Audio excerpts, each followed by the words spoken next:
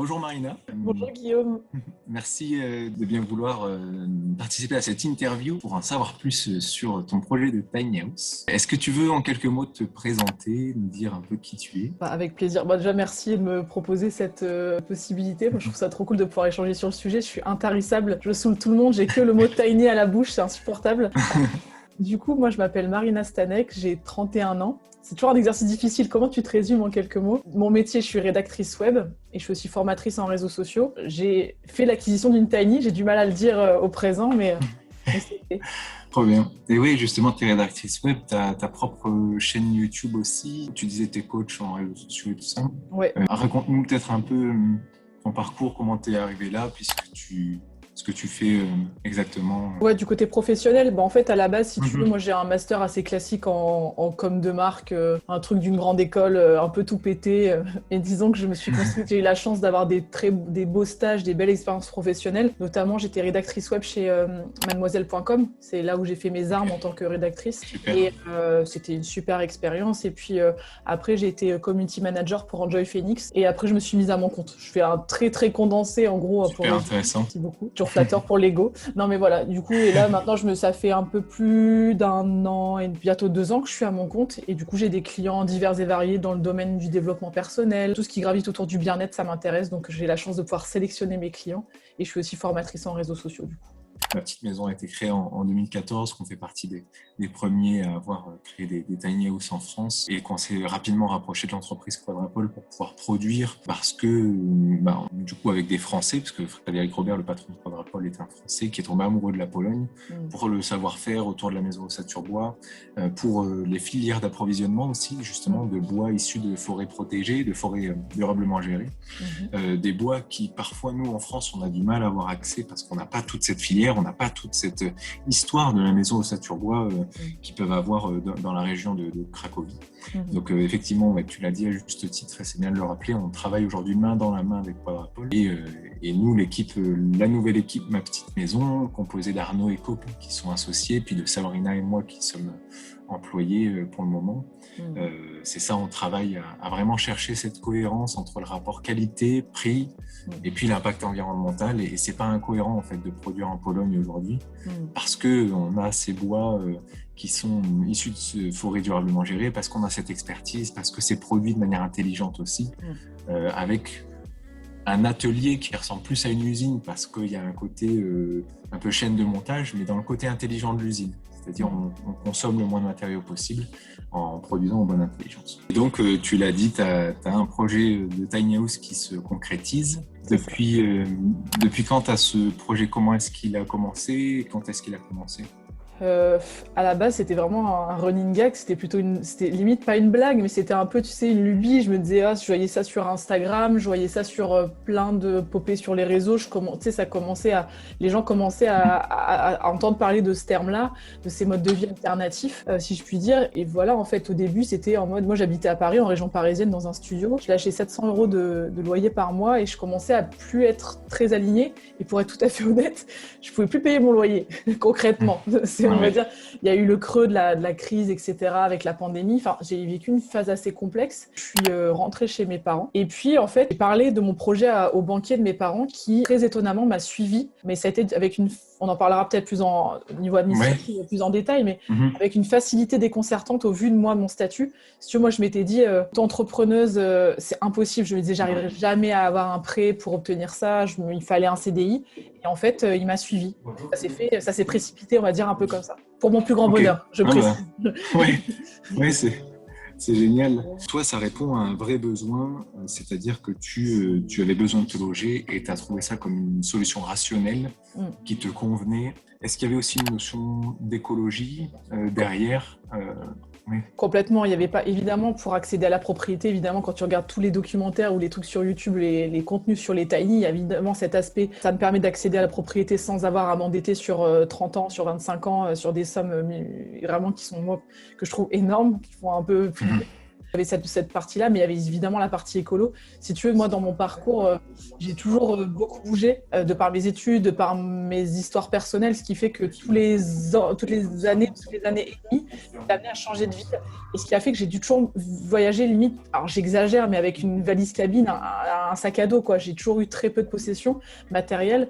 Et côté écolo, pour moi, avec la Tiny, ça correspondait à un côté minimaliste, du fait de je réduis, forcément, comme j'achète moins, je vais pas aller claquer, je sais pas, 2000 € chez Ikea pour meubler mon intérieur. Répondait à moi, ça cochait pas mal de cas sur le mode de vie minimaliste et écolo, du fait que dans la Tiny House que j'ai choisie en tout cas, il y a des toilettes sèches par exemple, donc forcément, je regardais tout à l'heure, ça fait une économie d'eau, je crois, de 10 000 ou 11 000 litres à l'année, c'est énorme. Donc ça cochait pas mal de cases en fait dans mes besoins personnels. Super, génial. On a touché du doigt cette partie-là. Effectivement, je voulais qu'on parle du processus, parce que une fois que tu as effectivement identifié cet habitat comme étant quelque chose qui puisse être viable, qui soit rationnel et puis aussi qui soit proche de tes valeurs, est-ce que tu veux nous expliquer un petit peu quelles sont les étapes clés que tu as traversées, celles qui ont été les plus difficiles, les plus faciles, voilà, un peu tout le process depuis quelque part que tu as quitté ton appartement parisien, voire même avant. Après, c'était la partie terrain. Donc, évidemment, moi, je fais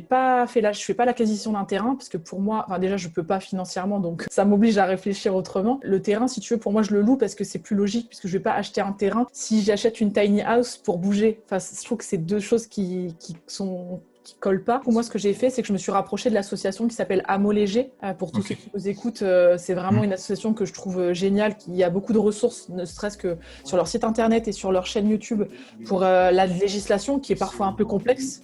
Tu vas pas me contredire.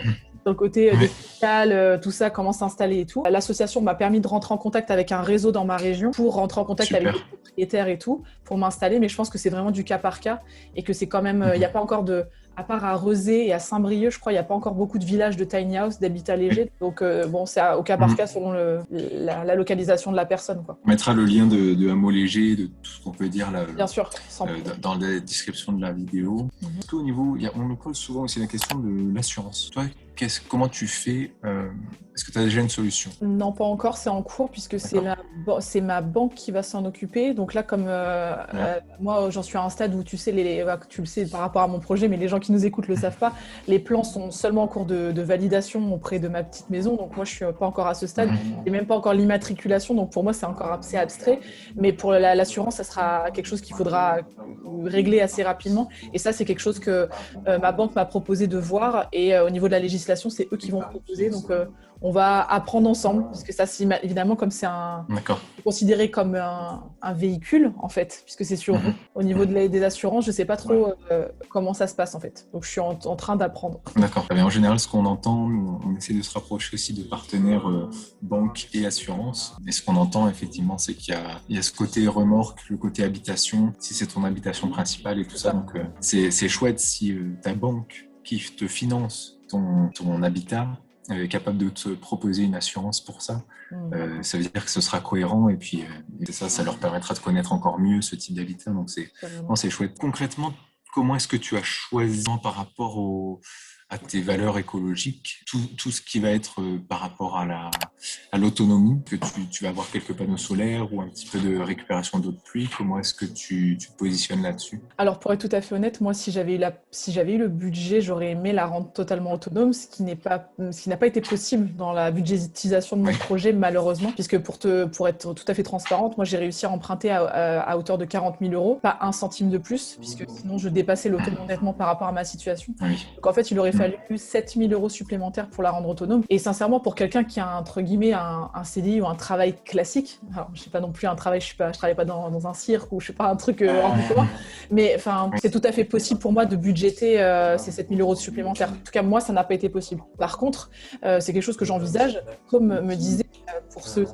nous écoutent, je ne sais pas qui est Com, et quelqu'un avec qui je suis en contact puisque c'est avec lui qu'on construit mon projet de tiny house. Et il m'expliquait que c'est quand même plus simple, du moins dis-moi si je me trompe, de construire la tiny house déjà avec les récupérations d'eau et et les panneaux solaires de base, mais c'est pas si tu le construis sans, c'est tout à fait possible à terme de l'installer, même si c'est moins facile. mais c'est possible. Donc c'était envisagé, mais c'est plutôt le budget qui bloque. Voilà, à voir s'il y a des, comment dire, si j'arrive à avoir des financements, je sais pas, par la région, je sais pas, tu sais, comment ça s'appelle, des subventions qui seraient à même de me financer ça, quoi.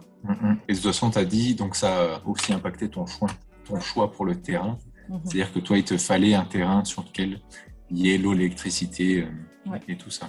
Exactement. Dans tes autres choix d'équipement, par rapport toujours à ces valeurs écologiques, au fait que tu as envie d'être en fait en cohérence avec ton environnement, est-ce que tu pars souvent on assimile la tiny house avec du low-tech, avec du minimalisme aussi, et c'est très bien. C'est peut-être quelque chose dans la balance, on a le surconsumérisme et puis il y a le minimalisme. Toi, tu te positionnes, si j'ai bien compris, plutôt entre les deux, tu essayes de trouver un équilibre. Oui, complètement. Et donc, dire... je te laisse le dire peut-être. Ouais, on en parlait tous les deux la dernière fois, oui, exactement. C'est pour moi, enfin, de par mon métier, je veux dire, c'est impossible pour moi de vivre coupé d'Internet, etc. Donc, je regardais, il y a une vidéo de Brut qui a tourné pas mal là, sur une tiny house low-tech, etc. Clément et Pierre-Alain sont ingénieurs. Ils ont fait l'expérience de vivre pendant 1 an dans cette maison qui n'est reliée ni à l'eau ni à l'électricité et qui fonctionne à 100% avec des low-tech. Alors, ce qu'on définit comme low-tech, c'est soit une technique, soit une pratique qu'on qualifie de simple, accessible et durable pour répondre aux besoins utiles de l'homme. Donc, je suis pas fermée à tout ça, mais évidemment, moi, il me faut, en fait, dans ma conception de ma tiny house, ça sera évidemment donc consommer le moins possible, faire attention à ce que je vais rejeter dans la nature, c'est-à-dire me laver au savon, acheter en vrac, toutes des choses que j'ai envie de mettre en place, mais que j'ai jamais mis en place encore à ce jour. Et par contre, évidemment, pour ce qu'il y a d'Internet, moi, je compte installer une parabole. Si Internet ne peut pas être installé en filaire ou j'en sais rien, de façon classique dans ma tiny, je me suis renseignée sur... Maintenant, tu peux installer des paraboles un peu pour être en connexion satellite. Donc ça, c'est le futur. Donc, je sais que ça peut sembler parfois pas cohérent, mais pour moi, ça l'est. Parce que de nos jours, je me verrais mal en 2021 être complètement coupé du monde, coupé d'Internet. On est en temps de pandémie, d'autant plus en ce moment, en confinement. Par mon travail et pour garder un lien social, j'ai besoin de cette connexion Internet. Donc, on va dire que ça serait mon seul luxe, si on peut... Pour moi, Internet n'est pas un luxe en 2021. Donc voilà, après, au niveau des autres luxe dans la tiny, ça sera vraiment très sobre, quoi. À part un ordinateur pour travailler, j'aurais pas autre chose, quoi. Oui, c'est ça. Nous, souvent, on dit chez ma petite maison, un bon rapport qualité-prix, ça c'est sûr, mais aussi impact environnemental et confort. C'est que c'est luxe parce qu'on utilise des matériaux nobles, on utilise du bois massif, on utilise des essences de bois qui sont choisies dans des forêts durablement gérées et tout ça.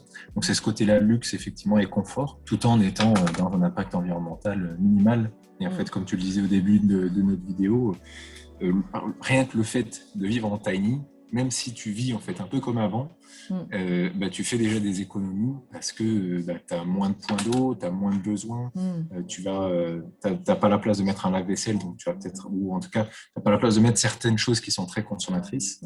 Donc de toute façon, tu as un train de vie qui sera plus écologique que dans ton appart parisien. Tu as répondu à déjà plein de questions. Ouais, je fais tout en un, moi je fais 3 ans dans les questions, c'est à dire. Génial. Est-ce que sur ton retour d'expérience pour le moment, est-ce que tu veux nous en dire quelques mots globalement par rapport à ta relation avec l'équipe de ma petite maison sur plusieurs points, mais voilà, je te laisse libre de nous dire ce que tu penses et ce que tu vis en ce moment. Moi, pour l'instant, je suis ravie de mon choix, j'ai pas du tout de regrets. Après, comme je te disais, c'est très abstrait, tu vois, comme j'ai toujours pas... C'est ouf de me dire que j'ai acheté quelque chose dans lequel j'ai même pas encore mis les pieds et tout. C'est juste, tu sais, c'est trop bizarre, ça fait trop chelou. Mais sinon, non, avec le rapport avec Home que j'ai avec toi, je trouve que c'est un rapport de confiance et vous me permettez d'accéder à moi, c'est un rêve en fait. C'était vraiment un rêve qui est en train de se réaliser, donc ça fait un peu bizarre. Puis pour parler juste en termes pratiques, moi, ce qui m'a plu dans le positionnement de Quadrapol et ma petite maison, puisque c'est 2 sociétés.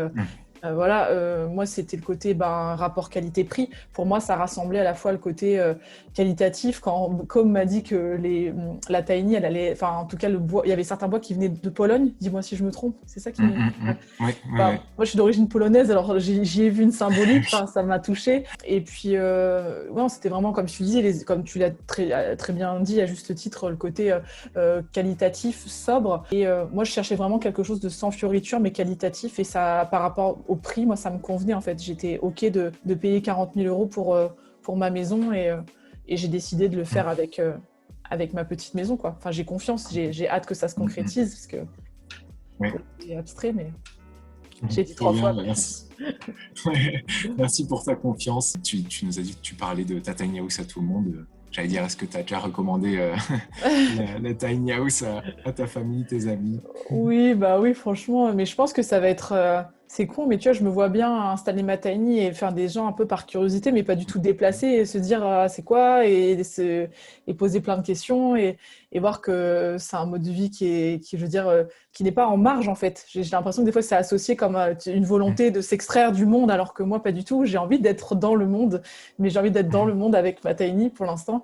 Et ce que j'aime, que j'ai pas précisé tout à l'heure, c'est que pour moi, dans mon projet de vie, ça arrive à un moment où, si tu veux, c'est opportun et c'est parfait puisque je suis célibataire sans enfant, mais je suis pas fermée à l'idée de changer de vie plus tard, tu vois, dans 4 ou 5 ans ou dans 10 ans, et que plus tard, par exemple, je peux tout à fait, on en a discuté d'ailleurs avec mon banquier, c'est ce qui m'a plu aussi, c'est que ça a plusieurs phases, c'est-à-dire que je peux vivre à temps plein dans ma tiny pendant 4-5 ans ou plus, je veux dire, et puis plus tard, si je suis saoulée ou que je sais pas que ça correspond plus à mon mode de vie, je peux tout à fait, par exemple, le transformer en quelque chose qui ira sur un terrain qui m'appartiendra, et puis pour en transformer, tu vois, je sais pas, en Airbnb pour en générer des revenus locatifs. Donc, ce qui m'a plu, c'est ce côté où je suis pas enfermée, et d'autant plus avec les roues, qui fait que si je suis saoulée à un endroit, je la déplace. Donc, c'est vraiment, pour moi, c'était vraiment parfait, quoi. Ça s'est imposé comme une évidence, on va dire. Génial. Trop bien. Marina, sur quels réseaux sociaux on peut te suivre ton aventure? Alors, vous pouvez me suivre sur YouTube principalement, c'est là où je fais mes updates de Tiny. Donc, ma chaîne YouTube, c'est comme mon nom, c'est Marina Stanek, on le mettra quelque part à l'écran si voilà. Sinon, j'ai un compte Instagram où je pose des photos, mais c'est moins développé. Mais en tout cas, je serais ravie qu'on me suive davantage là-bas. Et voilà. Et c'est déjà pas mal, YouTube, Instagram. Le réseau, le duo gagnant. Et quand tu auras ta tiny, est-ce que tu es OK qu'il y ait des gens qui viennent prendre contact avec toi pour, par curiosité, découvrir? Ah oui, complètement. Au contraire, je serais flattée. Ça serait pour moi c'est une fierté. Donc oui, carrément. Génial. Bon, c'est parfait. Merci encore, Marina. Et Merci puis, à toi, on se retrouve sur ta prochaine vidéo, sur ta chaîne bientôt. YouTube avec plaisir. Merci beaucoup. Trop bien. Salut. Ciao.